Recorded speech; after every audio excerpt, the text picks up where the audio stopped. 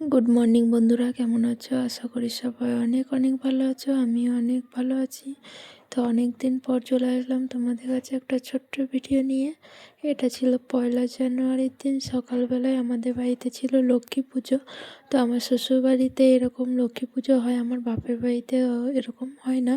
তাই সকাল সকাল চান টান করে সব গুছিয়ে নিয়ে বসে পড়েছি পুজো করতে। ওইদিকে মেয়েকেও খাইয়ে দাইয়ে দিয়ে এসেছি তার পিপির কাছে। তো আমি সেই ফাঁকে চান টান করে পুজো করতে বসে গেছি, কারণ সকাল সকাল বামুন মশাই চলে আসবে। আর এরকম একটা বড় গামলাতে পিতলের, সেখানে 5 পোয়া ধান দিয়ে আর লক্ষ্মী আছে যেগুলো হাঁড়িতে থাকে, অনেকের বাড়িতে থাকে আবার অনেকে জানোই না। তো সেই রকম লক্ষ্মী ঠাকুরগুলো পেতে আমি ওখানটায় বসিয়ে দিয়েছি, কারণ ওই ঠাকুরটা বামুনে এসে পুজো করবে, আমাদের নিজেদের পুজো করার নিয়ম নেই।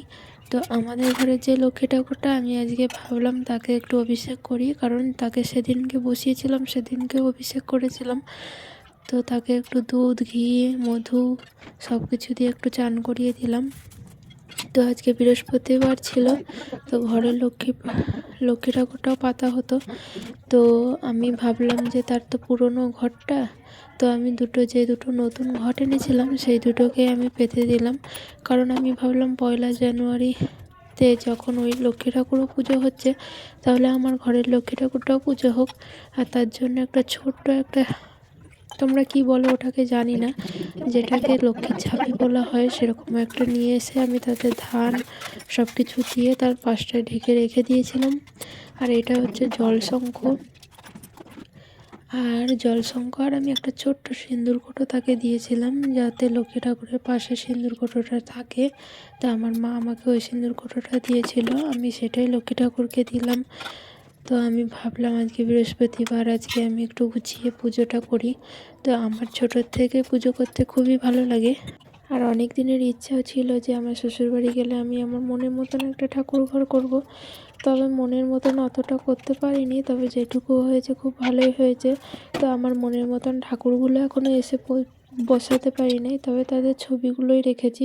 কারণ আমি ভেবেছি একটু বড় দেখে একটা রাধাকৃষ্ণ মূর্তি নিয়ে আসবো, তো তাকেই আমি আমার ঠাকুর ঘরে বসাবো।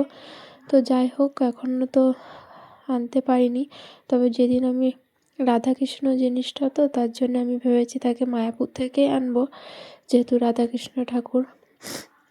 তো আমি যেদিন মায়াপুর যাব সেদিনকে ওখান থেকে আনবো, তার জন্য এখন আমি নতুন নতুন ছবিগুলোকে এনে বসিয়েছি। আর এই শিব ঠাকুরটার অনেক কাহিনী আছে জানো। আমি যেদিন আমার শ্বশুরবাড়িতে এসেছিলাম সেদিন আমি ব্যাগে করে এনেছিলাম এই শিব ঠাকুরটা, আমার দাদা আমাকে এনে দিয়েছিল অনেক দূর থেকে। তো তাকে একটু সাজিয়ে গুছিয়ে আমি সোমবার দিন প্রতিষ্ঠা করেছি।